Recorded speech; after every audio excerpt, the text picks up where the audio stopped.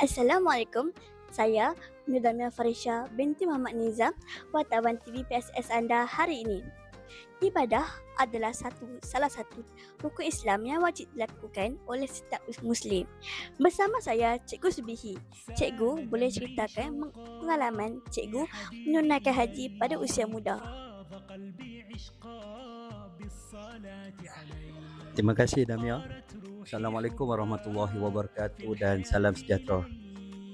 Saya nak cerita sikit, kongsilah pengalaman mengerjakan haji dan umrah.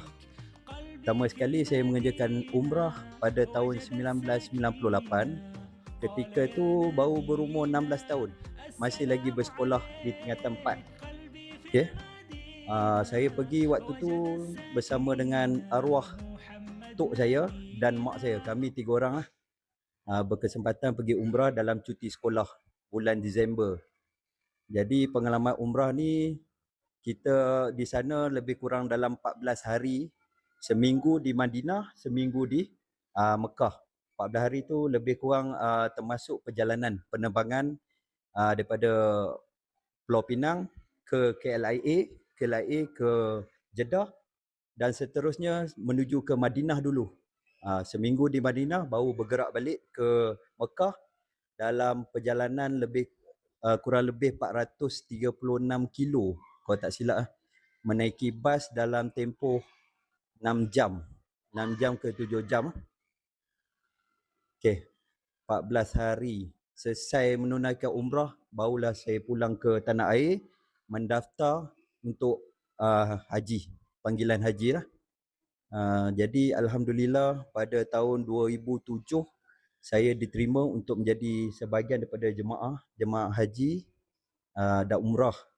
Jadi sedia maklumlah, haji ni dia terbagi pada 3. Haji Tamatuk, Haji Qiran dan Haji Ifrad. Jadi saya pilih melakukan umrah dulu dan kemudian melakukan haji di musim haji. Jadi saya melakukan ibadah haji tamatuk, iaitu mengerjakan umrah dulu dan haji.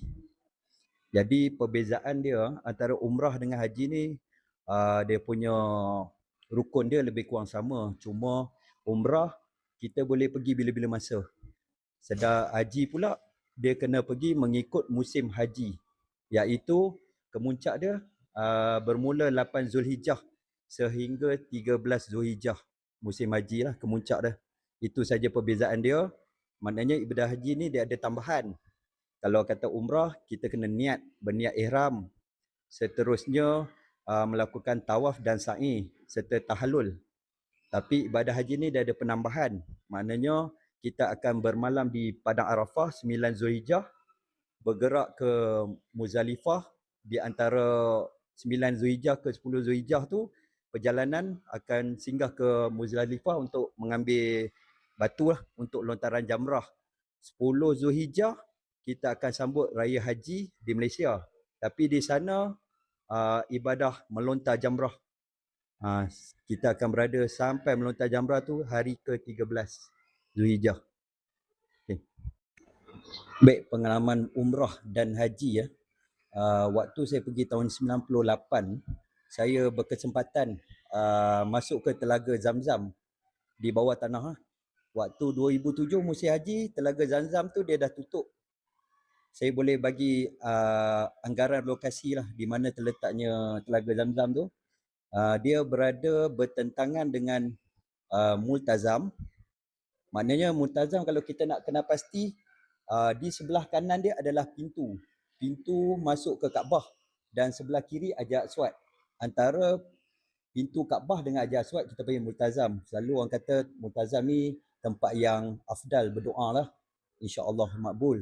Jadi daripada Multazam tu jarak lebih kurang 22 meter daripada Multazam ke tapak asal Telaga Zamzam, bawah tanah tu. Tapi yang saya tahu di bawah Kaabah tu sendiri adanya air Zamzam.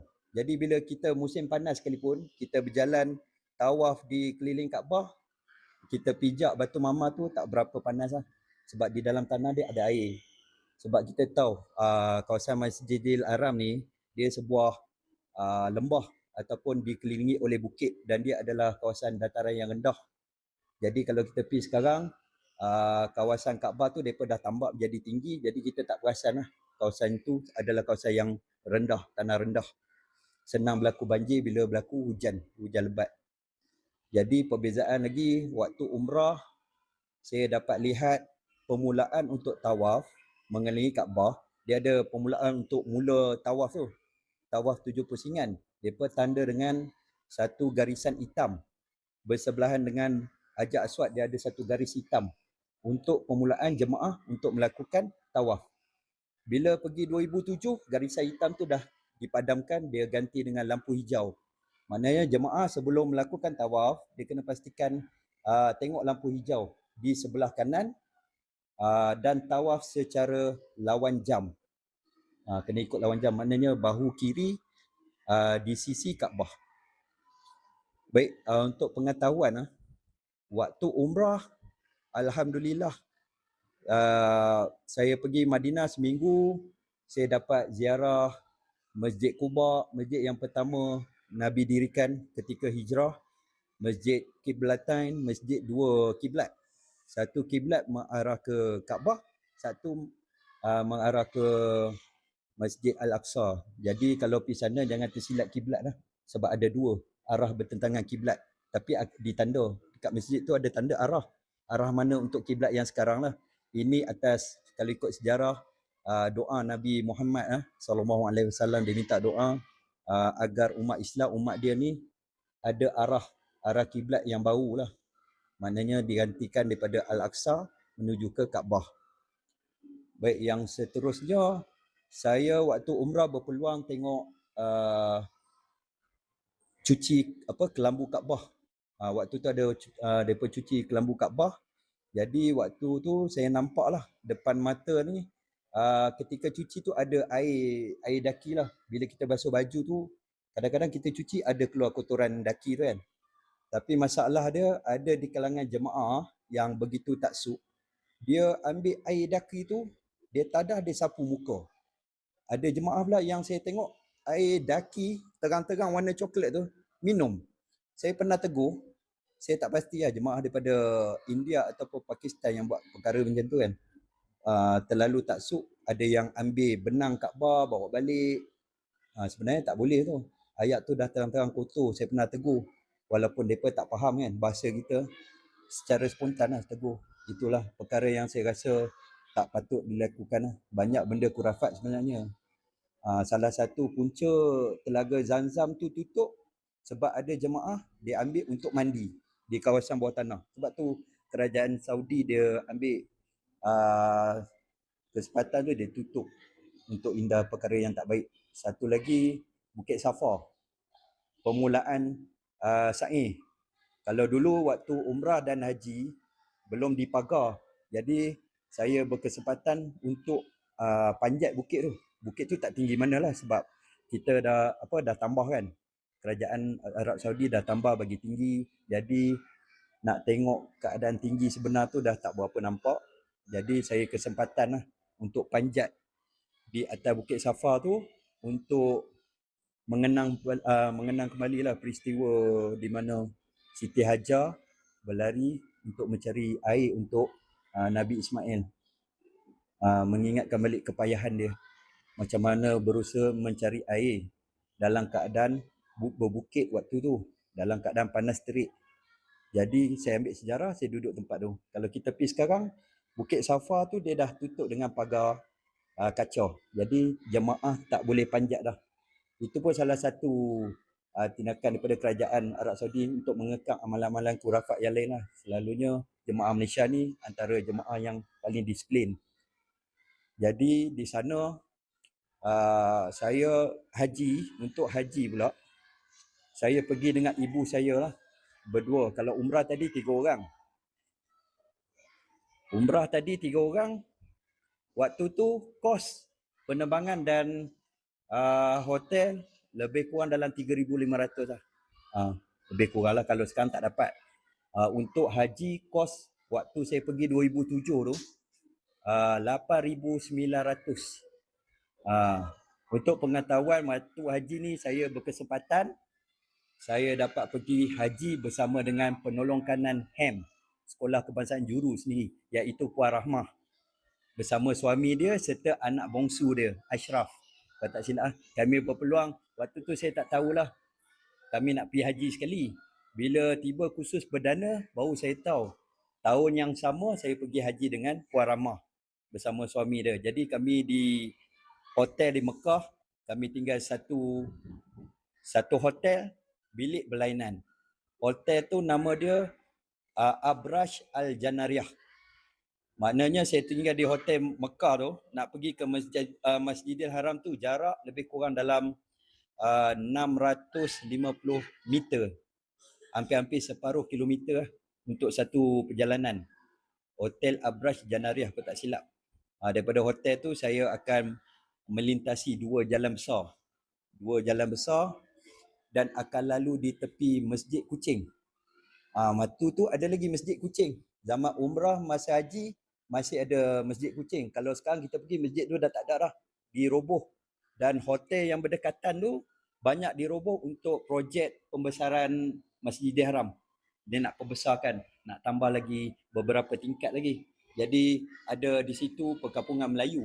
Perkampungan Melayu, orang Malaysia sendiri yang menetap di sana. Dan bila pembesaran masjid tu, ada di kalangan mereka tu, perkampungan tu terpaksa pindah ke tempat lain. Kena pindah tempat lain untuk teruskan projek dah pembesaran. Hotel yang berdekatan pun banyak yang dah kena roboh. Hotel yang kecil-kecil didirikan hotel baru di sekitar tu. Lagi apa, selain tu pengalaman kita kalau berada di Tanah Suci tu, pertama sekali kita kena jaga tutur kata lah. Tak boleh bercakap benda yang bukan-bukan. Okay? Pergi sana ni Tanah Suci, dia panggil Tanah Haram. Bila kata Tanah Haram ni, haram melakukan perkara yang tidak baik lah. Tidak boleh merosakkan tumbuhan, tu yang kata Tanah Haram tu. Tak boleh ganggu haiwan, burung-burung ke, kita halau apa, kita kena jaga. Kalau kita cakap benda yang baik, dia akan jadi baik lah. Dia serupa doa. Kalau cakap benda yang bukan, dia akan jadi. Dia ibarat macam apa yang kita minta tu Tuhan bagi cash lah. Sebagai contoh, ada satu waktu tu, waktu isyak, balik daripada solat isyak, saya daripada Masjidil Haram tu nak balik ke hotel. Dalam perjalanan tu lalu depan kedai. Kedai tu dia jual kebab.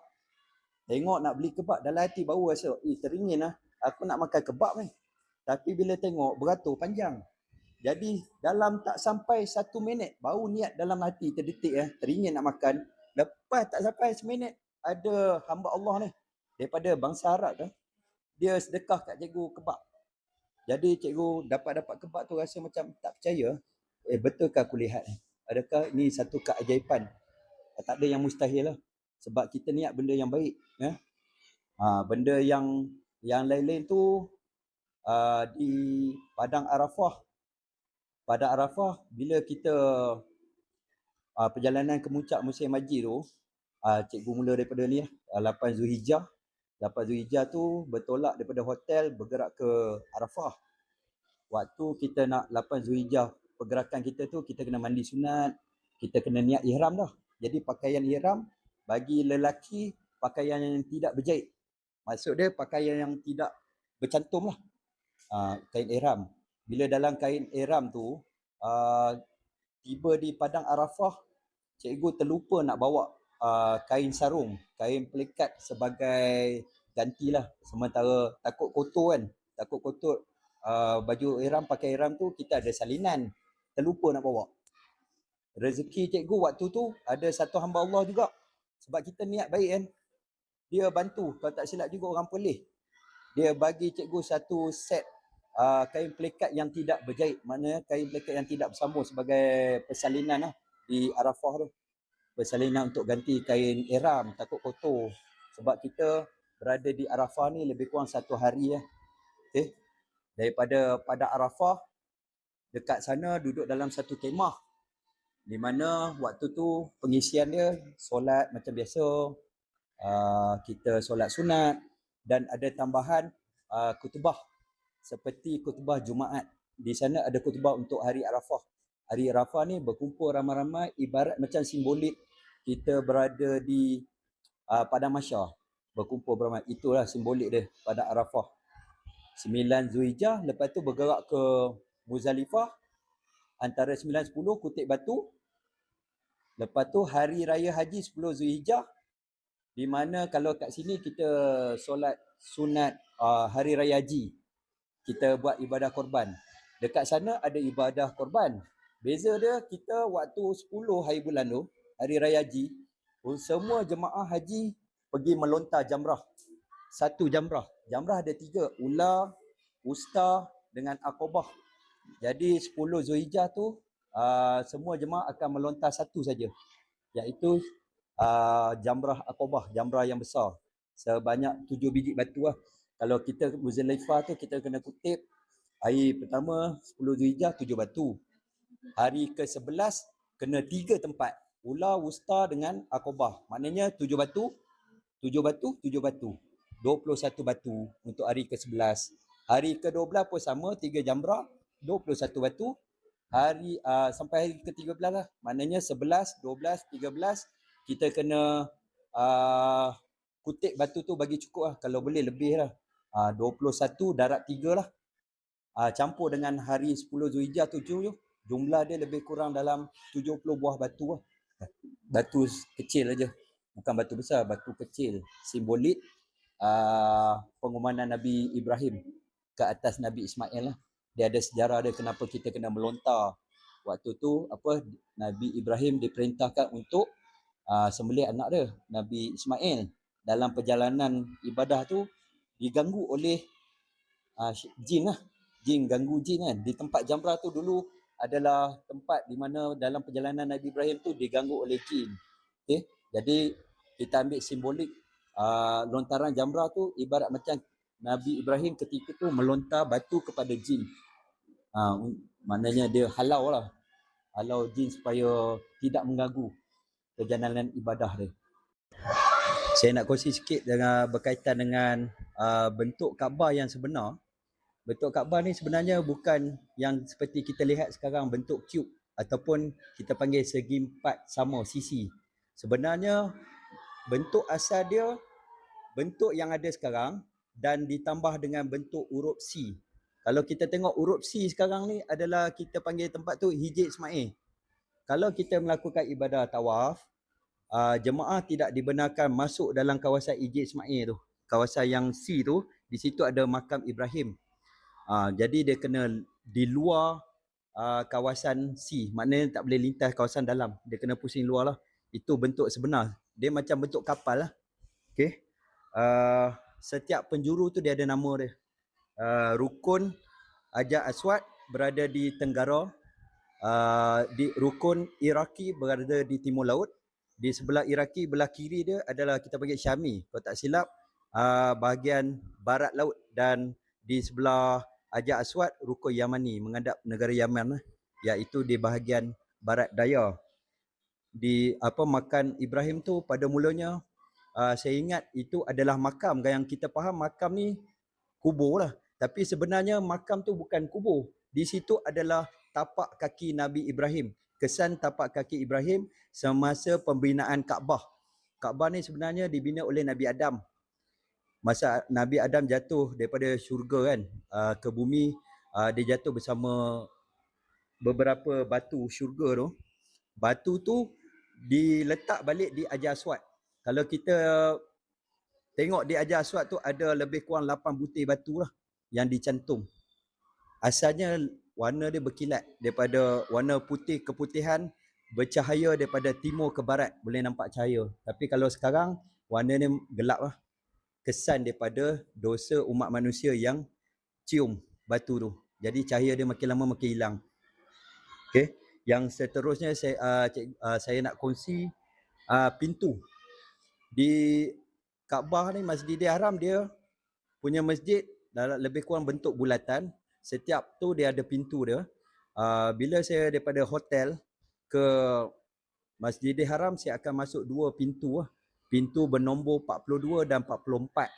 Dia punya panduan dia, 42, 44 ni pintu ni berdekatan dengan tempat sa'i iaitu Bukit Marwah. Itu adalah laluan saya lah setiap hari daripada hotel ke masjid, patah balik ke hotel. Itu laluan yang terdekat lah. Jadi jika ada masa, saya akan ronda, saya pusing keliling kawasan masjid, tengok kedai-kedai yang berdekatan. Kebanyakannya saya bergerak secara seorang diri lah. Walaupun kadang-kadang bersama ibu saya, saya akan bawa telefon lah, akan hubungi dia, bagi tahulah kat mana tempat berkumpul, kita berjalan sekali, pergi kat pasar jualan kurma, jualan pakaian untuk dibawa balik. Kelebihan pergi pada usia muda, saya tadi pergi umrah umur 16 tahun, mengerjakan haji umur 25 tahun. Jadi tenaga tu banyak sebab pergi sana kita berhadapan dengan jumlah jemaah yang ramai. Jadi hampir setiap waktu bersesak-sesak lah. Dalam keadaan bersesak-sesak untuk bergerak daripada satu tempat ke satu tempat.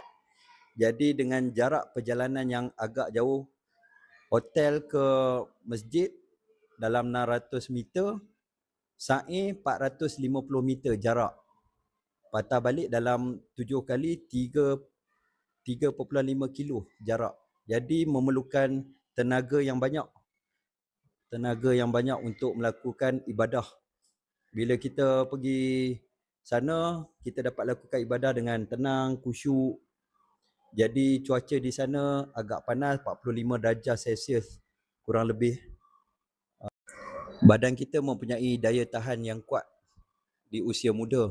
Jadi saya pergi sana pun sebenarnya secara tak langsung saya menjadi mahram kepada ibu saya lah. Untuk umrah dan haji ni mahram kepada ibu saya. Dari segi keselamatan, sekurang-kurangnya saya dapat bantu ibu saya mengerjakan ibadah di sana. Jadi kita ada kekuatan untuk kita meneruskan apa saja, kita dapat melakukan ibadah dengan sempurna. Itulah kelebihan dia. Terima kasih cikgu.